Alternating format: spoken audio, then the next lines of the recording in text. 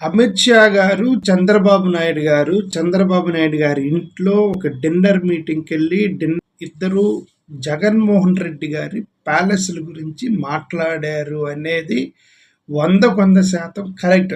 అది పెద్ద ఆశ్చర్యమైనటువంటి విషయం కాదు. 2021లో ఆంధ్రప్రదేశ్‌లో గుడులు పడగొడుతున్నాడు జగన్మోహన్ రెడ్డి అని చెప్పేసి కంప్లైంట్ చేశారు. అదే 2021లో తెలుగుదేశం ఎంపీలెళ్ళి అమిత్ షా గారిని కలిసి కంప్లైంట్ చేశారు. ఆ రోజు మొదలైనటువంటి ఈ డిఫేమింగ్ జగన్మోహన్ రెడ్డి అనేటువంటి యుద్ధం ఆపట్లేదు వాళ్ళు. 2023లో ఎలియన్స్ కోసం ప్రయత్నం చేస్తున్నప్పుడు కూడా మళ్ళీ వాడిన ఆయుధం అమిత్ షా అనేటువంటి ఆయుధాన్ని వాడారు. అమిత్ షా గారిని కలిసి అమిత్ షా గారితో మీటింగ్లు వేసి ఎలియన్స్ పెట్టుకుందామని పవన్ కళ్యాణ్ దోసి పవన్ కళ్యాణ్ వెళ్ళి జగన్మోహన్ రెడ్డి ధ్వంసం చేశాడు. తీవ్రమైన వ్యతిరేకత వచ్చేసింది. మనం ఎలియన్స్ పెట్టుకోవాల్సిందే, పొత్తు పెట్టుకోవాల్సిందే అని చెప్పి ఒక మధ్యవర్తిని పెట్టుకున్నారు. ఆ మధ్యవర్తే పవన్ కళ్యాణ్ గారు వెళ్ళి ఒకే విధంగా జగన్మోహన్ రెడ్డి గారి మీద బ్యాడ్ చెప్పి అమిత్ షా గారి మైండ్ మారిపోయింది. 24కి పీక్ స్టేజ్కి వెళ్ళింది. 24లో జగన్మోహన్ రెడ్డి గారు ఎప్పుడైతే సంక్రాంతి ఫెస్టివల్ చేశారో, గుడేసి ఇంట్లోనే సెట్ వేసి సంక్రాంతి పండుగ చేశారు జగన్మోహన్ రెడ్డి గారు. అది వాళ్ళకి బాగా ఆయుధం అయింది.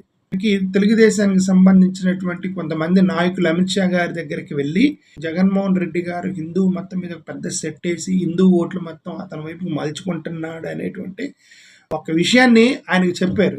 అల్టిమేట్ గా వాళ్ళ పొత్తుకు దారి తీసింది. దగ్గర నుంచి సైకలాజికల్ గా ఫియర్ ఏంటంటే ఎక్కడ జగన్ మళ్ళీ బీజేపీకి దగ్గర అవుతారని సైకలాజికల్ ఫియర్ లో ఉన్నారు టీడీపీ వాళ్ళు.